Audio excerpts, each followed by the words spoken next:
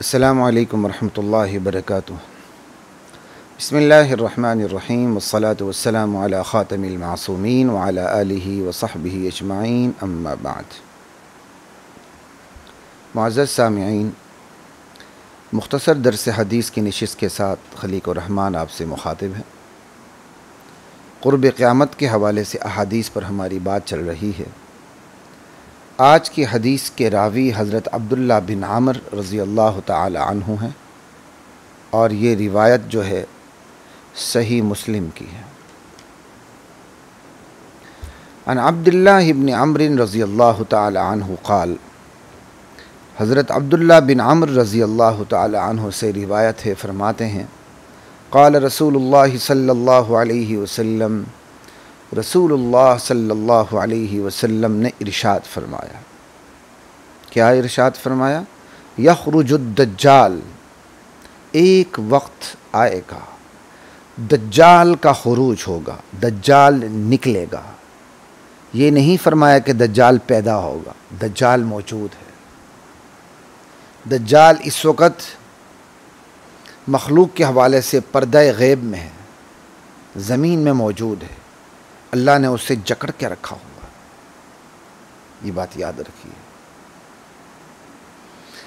अल्लाह अकबर। यख़रुजुद दज्जाल, दज्जाल ने निकलना है। फ़यमकुसु अर्बईन, वो 40 तक ठहरा रहेगा, वो ज़मीन में 40 तक ठहरा रहेगा। अब आप हैरान होंगे कि 40 से मुराद क्या है? तो रावी भी कहते हैं मेरे इल्म में नहीं कि 40 से मुराद क्या है। ला अदरी अर्बईन यौमन औ शहरन औ आमा। अब्दुल्ला बिन आमर बिन आस, हज़रत अब्दुल्ला बिन आमर फरमाते हैं मुझे मालूम नहीं कि अल्लाह के रसूल की मुराद 40 से 40 दिन है या 40 महीने हैं या 40 साल हैं। अब ये जो अब्दुल्ला बिन आमर ने फरमाया, ये उनकी भूल भी हो सकती कि वो भूल गए हैं। ये दोनों बातें हैं कि अल्लाह के नबी ने फरमा तो दिया था कि 40 से मुराद क्या है, यानी अल्लाह के नबी ने 40 महीने कहा था या 40 साल कहा था या 40 दिन कहा था, लेकिन अब्दुल्ला बिन आमर भूल गए, उन्हें सिर्फ 40 का हिस्सा याद रहा। इसलिए उन्होंने इंतहाई अदालत का मुजाहरा करते हुए फरमा दिया मुझे 40 का आदद याद है, आपने यौमन फरमाया था, शहरन फरमाया था, आमन फरमाया था, मुझे याद नहीं है। एक दूसरी बात कि ख़ुद अल्लाह के नबी ने 40 ही फरमाया, आगे मुबहम रखा आपने अपने ख़ास हिकमत के तहत, नहीं बताया कि 40 से मुराद क्या है, महीने हैं, साल हैं या दिन है। दोनों बातें हो सकती हैं। अगरचे एक रिवायत में हज़रत नवास बिन समआन रज़ी अल्लाह तआला अन्हु की रिवायत में 40 दिन का ज़िक्र है। मुमकिन है कि अब्दुल्ला बिन अमर रज़ी अल्लाह तआला अन्हु से इरशाद फरमाते हुए अल्लाह के नबी ने मुबहम रखा, बताया नहीं। और इस इबहाम की समझ भी आती है क्योंकि हज़रत नवास बिन समआन रज़ी अल्लाह तआला अन्हु की जो रिवायत है, ठीक है, जिसमें 40 दिन का जिक्र है, उसमें है कि 40 दिन रहेगा दज्जाल, और उसमें एक दिन यौमुन का सनातिन, एक दिन एक साल का होगा, व यौमुन का शहरिन, और एक दिन एक महीने का होगा, व यौमुन का जुमुआतिन, और एक दिन एक हफ्ते का होगा, व साइरु अय्यामिही का अय्यामिकुम, बाकी सारे दिन तुम्हारे आम जैसे दिन होते हैं 24 घंटे वाले, ऐसे ही होंगे। बहरहाल 3 दिन ऐसे होंगे कि उनमें एक दिन एक साल का, एक दिन एक महीने का और एक दिन एक हफ्ते का। तो अब 40 जब दिन मुराद होंगे तो फिर अगर उस साल को भी, महीनों को भी हिसाब किया जाए कितने बन जाएंगे। तो आपके इबहाम रखने की वजह भी समझ आती है। ये कहना कि अब्दुल्ला बिन अमर बिन आस को इरशाद फरमाते हुए आपने 40 का आदद फरमाया, लेकिन मादूद क्या है, इससे मुराद क्या है, बयान नहीं फरमाया। हज़रत नवास बिन समआन की रिवायत है, जब उन्होंने इरशाद सुना तो 40 दिन फरमाया। ये कहना, ये ज़ालिकुम मिम्मा अल्लमनी रब्बी, ये मेरे दिल में बात आई, मैं आपको बता रहा हूँ, ठीक है। वगरना इस हदीस की ये तशरीह भी हो सकती कि अब्दुल्ला बिन अमर भूल गए। नवाज बिन समान की रिवायत में 40 दिन मुराद है, लिहाजा 40 दिन ही मुराद होंगे, ठीक है। लेकिन मेरी दानिश में इनको अलग अलग रखना बेहतर है कि एक मौके पर इरशाद फरमाते हुए आपने 40 का हिंसा तो बयान फरमाया, अदद मादूद मुबहम रखा, और एक दफ़ा इरशाद में अपनी हिकमत के तहत मादूद का भी बयान कर दिया कि वो दिन 40 होंगे, वो 40 दिन होंगे, लेकिन साथ ये भी बयान कर दिया कि 40 दिन होंगे कैसे, एक दिन एक साल का, एक दिन एक महीने का, और एक दिन एक हफ्ते का। ज़ालिकुमा मिम्मा अल्लमनी रब्बी। ये जो मैं एक बार बार कई दफ़ा अहादीस के तहत अपने इफ़ादात सामने करता हूँ, तो इसका मकसद ये है कि मैं हर बात को मुहद्दिसीन की तरफ मंसूब ना करूँ। एक तो बात ये हो गई कि जो गलती हो मेरी तरफ हो, दूसरी बात ये कि अपनी एक लालच भी है कि मुमकिन है मैं अपनी ज़िंदगी में मैं अपने इन इफ़ादात को जमा ना कर सकूँ, और अल्लाह मुझे ऐसे वारिस अता फरमाए जो बाद में मेरे इफ़ादात को जमा भी कर लें, और ये एक सदका जारिये की सूरत हो। तो मुर्दों के ऐसे फेस के तो हम कायल हैं क्यों एहसान, मुर्दों के ऐसे फेस के कायल हैं, लेकिन ये मुर्दों का जो फैज़ है वो ज़िंदगी में है, मरने के बाद नहीं, समझ आई, वो ज़िंदगी में जो करके चले गए। बाकी मुर्दों का ऐसा फेस कि वो अंदर से देख रहे हैं, सुन रहे हैं, हाथ पांव हिला रहे हैं, और कब्र में बैठे हुए मदद कर रहे हैं, ये नीरा कुफ्र है, शिरक है, शरीयत में इसकी कोई हैसियत नहीं। खैर, इंशाअल्लाह इस मौजू पे हम बात करेंगे, और कमज़ोर बातों की खाल उतार के, खाल में से एक एक बाल को उतार के ऐसे फेंकेंगे इंशाअल्लाह ताला। हमारे पास कुरान और हदीस है, हम किसी से मरूब होने के लिए तैयार नहीं हैं। बड़ों का अदब ज़रूर करते हैं, सलाम करते हैं, बल्कि उनके जूते भी सीधे करते हैं, बल्कि उनकी कुतुब से इस्तिफ़ादा भी करते हैं। लेकिन जहाँ बात उनकी कुरान और सुन्नत की वाज़ेह नुसूस से मुतसादिम हो, वहाँ हम उनकी बात मानने के लिए कभी भी तैयार न थे, न हैं, न होंगे इंशाअल्लाह। हमने पढ़ा ऐसे उस्तादों से हैं जिन्होंने हमें हुर्रियत अता की, हुर्रियत फ़िक्र, हमें बिल्कुल डोले शाह के चूहे नहीं बनाया। ला इलाहा इल्लल्लाह। खैर, बात चल रही हदीस पे, हम उसी पे रहें तो अच्छी बात है। दज्जाल ने निकलना है, 40 दिन या 40 महीने या 40 साल उसने रहना है। फिर जब दज्जाल निकलेगा, वो इतने अरसा रहेगा, फ़यबअसुल्लाहु अच्छा, जब वो दज्जाल ने निकलना है, फिर उसने 40 दिन रहना है, ठीक है। अल्लाह अकबर कबीरा।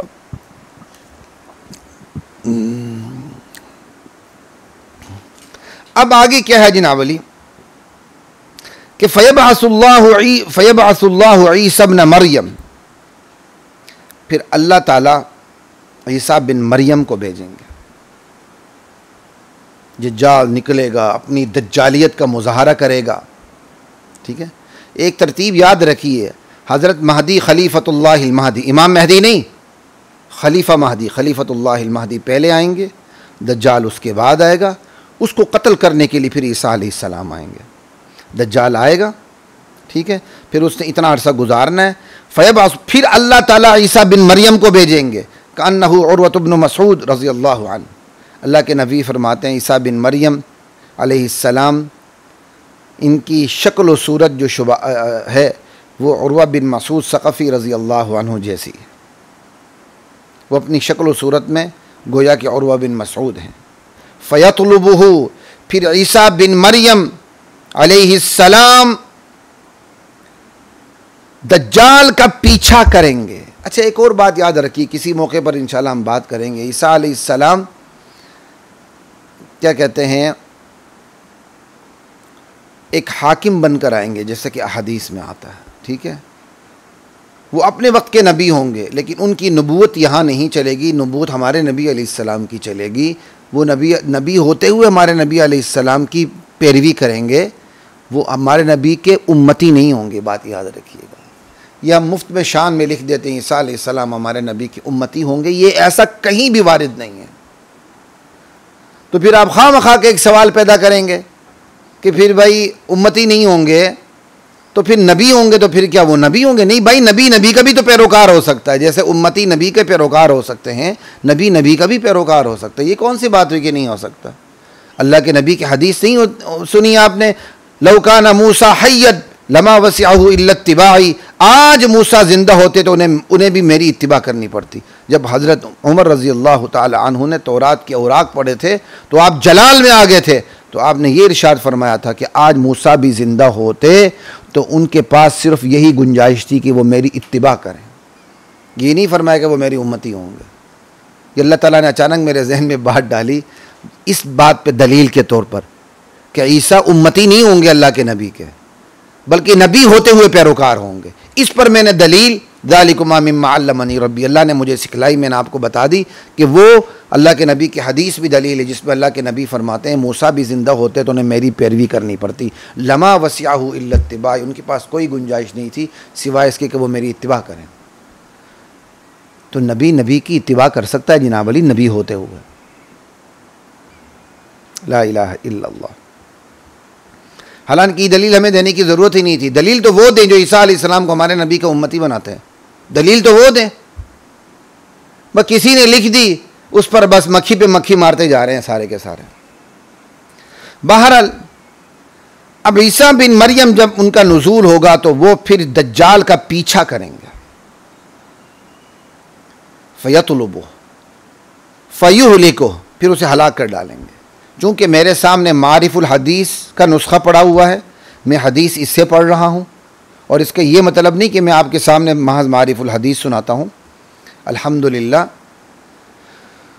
बहुत कुछ सामने रहता है, और असल मतन की तरफ, मतन की क्या कहते हैं, तहकीक की तरफ भी मैं जाता हूँ, इसलिए मैं आपको यहाँ बता रहा हूँ। मैंने मारिफुल हदीस इसलिए बताई कि मैंने बाज़ मसाजिद में देखा है कि हमारे बाज़ उलमा मारिफुल हदीस सामने रख के, जिस तरह हमारे तबलीगी हज़रात फ़ज़ाइल अमाल बयान करते हैं तो हमारे बाज़ उलमा मारिफुल हदीस सामने रख कर उसी को पढ़ते चले जाते हैं। अच्छी बात है, अपने लिए उन्होंने सूरत रखी है, मुताला करने की ज़रूरत नहीं होती तबलीगियों की तरह फ़ज़ाइल अमाल में से जैसे वो बेचारे पढ़ लेते हैं, तो ये भी मारिफुल हदीस में पढ़ कर बस बात को ख़त्म कर देते हैं। मैं स्पेशल उन लोगों के लिए कह रहा हूँ कि इस मकाम पर मारिफुल हदीस के जो नुस्खा मेरे पास पड़ा हुआ है, आजकल ये जो कंप्यूटर के नुस्खे हैं उन्होंने भी उधम मचाई हुई है, यहाँ एक लफ्ज़ नहीं है। पीछा करेंगे हलाक करेंगे लफ्ज़ नहीं है, हालांकि हलाकत का लफ्ज़ ख़ुद हदीस में मौजूद है। फ़युहलिकुहु, फ़यतलुबुहु के बाद फ़युहलिकुहु का लफ्ज़ यहाँ नहीं है। बहरहाल पीछा करेंगे फ़युहलिकुहु, ये हदीस के अल्फाज है जो यहाँ मौजूद नहीं मारिफुल हदीस में, और होने चाहिए। तो मैंने तस्दीक के लिए मैंने मारिफुल हदीस का तर्जुमा देखा तो वहाँ हलाकत का लफ्ज़ बग़ैर ब्रैकेट के मौजूद है। इसका मतलब मौलाना मंजूर नुमानी रहीमहुल्लाह तआला ने जब ये हदीस लिखी थी तो उन्होंने फ़युहलिकुहु लिखा हुआ था। ये लगता है कि ये गलती ये कंप्यूटर वालों की है, कंपोज करने वालों की है। बहरहाल पीछा करेंगे, उसे हलाक कर देंगे। सुम्मा यमकुसु फिन्नासि सबअ सिनीन, फिर दज्जाल को हलाक करने के बाद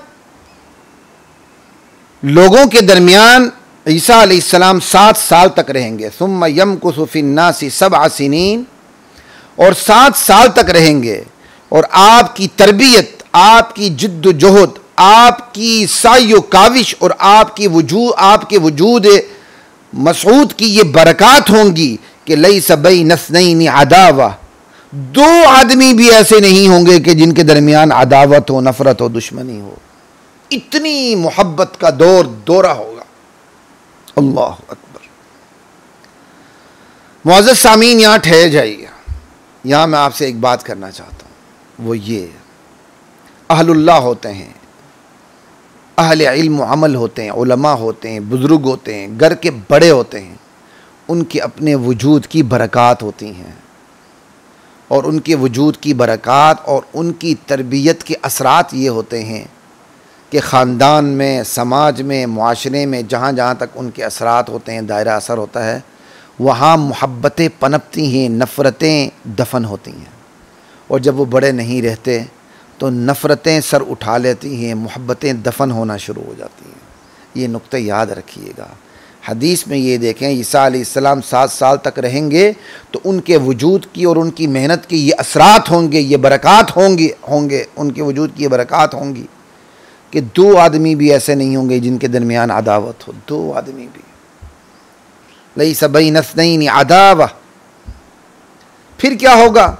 हर तरफ मोहब्बत का दौरा होगा। ये कुर्ब क़यामत की बातें है ना सारी, और ये हदीस में इजमाल है, बहुत सी चीज़ें इजमाल में तर्क कर दी जाती हैं। किसी एक वक्त में किसी एक नुक्ते को फोकस करके बयान किया जाता है, किसी दूसरे वक्त में चंद और निकात को फोकस करके बयान किया जाता है। अल्लाह के नबी भी अपने बयान के उस बयान में इसी उसलूब को सामने रखते थे जो खालिस इंसानी उसलूब है और इंसानी नफ्सियात के ऐन मुताबिक है। सुम्मा युरसिलुल्लाहु रीहम बारिदतम मिनश्शाम, फिर ये होगा कि अल्लाह ताला शाम की तरफ से एक ठंडी हवा भेजेंगे। अल्लाह अकबर कबीरा, शाम की तरफ से एक ठंडी हवा आएगी। ये आज का सूरिया है, लुबनान है, फ़िलिस्तीन है, ठीक है जी, ये आपका सारा का सारा शाम के अंदर दाखिल है। जो पुराना शाम है जिसकी हदीस में जो हम क्या कहते हैं बात हो रही है, सूरिया जिसको आज शाम कहते हैं, ये फ़िलिस्तीन, लुबनान, ठीक है, ये सारा शाम का इलाका है। ये बात याद रखिएगा।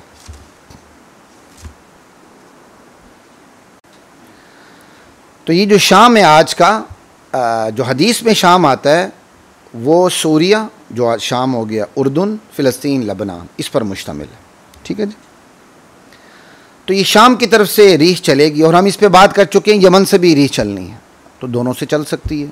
इसके बारे में एक अद से ज़ायद बात हम किसी और हदीस में पहले इससे कर चुके हैं, ठीक है। ऐसा भी हो सकता है तो दोनों से चले, ऐसा भी हो सकता है कि एक अकलीम से चल के दूसरे अकलीम पे पहुँचे। बहरहाल इसका ताल्लुक़ तो मुख्तलिफ़ किस्म के हदीस के अंदर रब्त से है। अल्लाह ताला ने मौका दिया, उसका भी किसी वक्त सिलसिला अल्लाह ताला ने चाहा तो हम चलाएँगे। बहरहाल शाम से हवा अल्लाह चलाएँगे। फ़ला यब्क़ा अला वज्हिल अर्ज़ि अहदुन फ़ी क़ल्बिही मिस्क़ालु ज़र्रतिन मिन ख़ैरिन औ ईमान।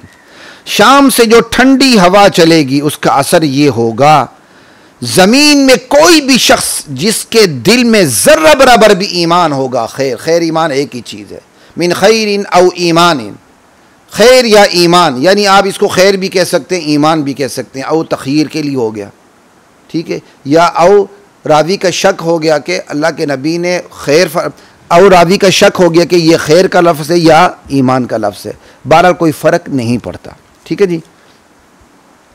जिसके दिल में ज़र्रा बराबर भी खैर यानी ईमान का ईमान होगा, ईमान का खैर का ज़र्रा बराबर भी एक क्या कहते हैं उसके अंदर वो ज़र्रा बराबर भी ईमान होगा, खैर ईमान एक ही चीज़ है, ठीक है, वो नहीं बचेगा इल्ला क़बज़त हो, ये हवा उसे दबोच लेगी, मलकुल मौत रूह निकाल लेगा, ये हवा उसकी मौत का सबब बनेगी। अल्लाह अकबर। यमन से जो हवा चली थी उसके अल्फाज ये थे मफ़हूम कि नर्म व नाजुक हवा, अलयना मिनल हरीर, रेशम से ज़्यादा नर्म व नाजुक हवा होगी, उससे तमाम अहले ईमान की मौत वाक़ हो जाएगी। और यहाँ यही है कि ठंडी हवा चलेगी शाम से और वो ये हवा जिस को पहुँचेगी उसे दबोच लेगी और उसकी रूह निकल जाएगी। हत्ता लव अन्ना अहदकुम दखल फी कबिदी जबल लदखलतहु अलैहि, यहाँ तक कि अगर तुम में से कोई शख्स, अल्लाह के नबी फरमाते, तुम में से कोई शख्स पहाड़ के जिगर में भी होगा, जिगर दरमियान में होता है ना, तो इससे मुराद पहाड़ का वस्त है। तुम में से कोई शख्स पहाड़ के विचों विच अंदरून कहीं वस्त में बैठा हुआ होगा छुप के, तो ये हवा वहां भी पहुंचेगी, उस पर भी तारी हो जाएगी और उसे भी दबोच लेगी। हत्ता तक़बिज़हु, यानी ये एक मुबालगे की सूरत है कि बहरहाल पूरी दुनिया में जहां कहीं भी कोई बंदे मोमिन होगा ये हवा उसे छोड़ेगी नहीं। ये कोई जहरीली हवा नहीं होगी, नरम व नाजुक हवा होगी, ये रेशम की तरह नरम होगी, ठंडी मीठी हवा होगी और जिससे लगेगी उसे मौत आती चली जाएगी। फिर क्या होगा, एक बंदा भी ला इलाहा इल्लल्लाह का अकीदा रखने वाला मौजूद नहीं होगा। काला, अल्लाह के नबी इरशाद फरमाते हैं, फ़यबक़ा शिरारुन नास, फिर ज़मीन पर अल्लाह की धरती पर बदतरीन लोग रह जाएंगे। बस मखलूक में से जो बदतरीन लोग होंगे वो रह जाएंगे।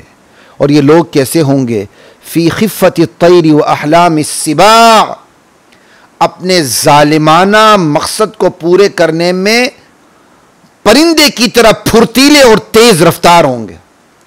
अब आप एक इंतहाई तेज़ रफ्तार फुर्तीले परिंदे को ले लें, वो कितना तेज़ होगा, कि ये परिंदों की तरह फुर्तीले और तेज़ रफ्तार होंगे अपने जालिमाना मकासिद को मुकम्मल करने के हवाले से, यानी इतनी तेज़ी से अपने जालिमाना मकासिद और नापाक ख्वाहिशात को, यानी अपने जुनून को, अपनी दीवानगी को पूरा करेंगे। वो अहलाम सिबा, यानी एक तरफ इनके अंदर परिंदों की फुर्ती होगी और दूसरी तरफ इनका दरिंदों की संगदिली होगी। ये दरिंदों की तरफ वहशी होंगे। दरिंदा जब काटने पर आता है ना, तो दरिंदा अपने बाप को भी नहीं छोड़ता, अपनी माँ को भी नहीं छोड़ता। ज्योग्राफिक चैनल में आप देखते हैं शेर को उसी की औलाद पकड़ के नोच के ख़त्म कर देती है।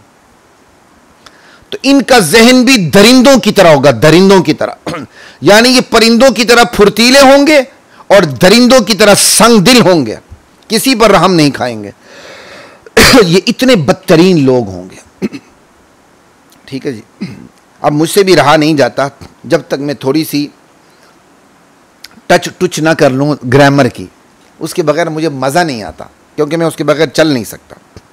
यहाँ आपको बता देता हूँ फ़ी खिफ़्फ़त तैरी व अहलाम सिबा तरकीब में क्या वाक़ हो रहा है। अवामुन्नास जिनको सर्फ़ व नौ से लगाव नहीं है, वो 1 मिनट के लिए खामोश रहें, सुने, बात समझ में आती है ठीक, वरना कोई फ़र्क नहीं पड़ता, आगे बात आ जाएगी। आपको यहाँ मैं ग्रामर की बात बता दूँ कि भाई फ़ी खिफ़्फ़त तैरी व अहलाम सिबा तरकीब में क्या वाक़ हो रहा है। मैंने बहुत तलाश करने की कोशिश की अरबी कुतुब को, मुझे इसकी तरकीब नहीं मिली। मैं कोई लकीर का फ़कीर नहीं हूँ, लेकिन अहदीस का मसला होता है, कोई चीज़ तायीद में मिल जाए तो सुकून ज़्यादा मिलता है, लेकिन चूँकि मुझे मिली नहीं, मैं आपको बता देता हूँ।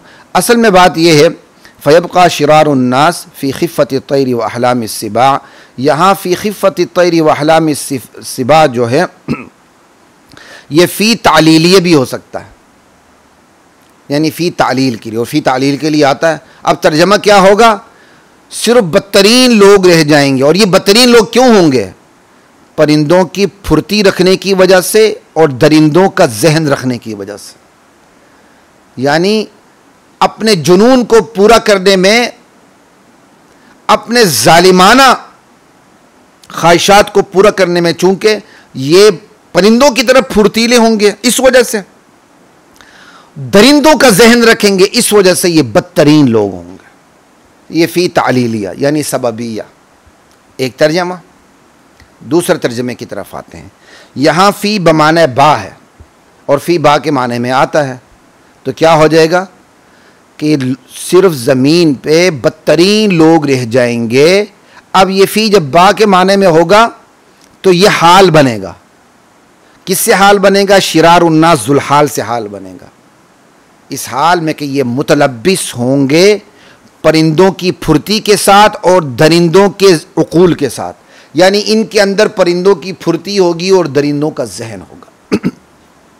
ये भी बहुत वाज़ेह है तरकीब। तीसरा भी आपको एक बता देता हूँ, यहाँ फ़ी ज़रफ़ियत ही के लिए ले लें, लेकिन ये ज़र्फ़ मजाजी होगा, ज़र्फ़ हकीकी नहीं होगा। जैसे ज़ैदुन फ़िद्दार, ज़ैद घर में है तो दार उसके लिए ज़र्फ़ हकीकी है ना, लेकिन अस्सआदा फ़ी राहत नफ्स, बंदे की जो सआदत है, खुशबख्ती है, वो नफ्स की राहत में है। तो ये नफ्स की राहत में है, ये ज़रफ़ बन रहा है, तो ज़र्फ़ मजाजी है।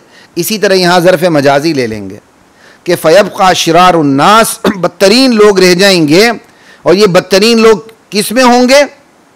जैसे सआदत है ना, सआदत नफ्स की राहत में है, अस्सआदा फ़ी राहत नफ्स, तो बदतरीन लोग किस में होंगे?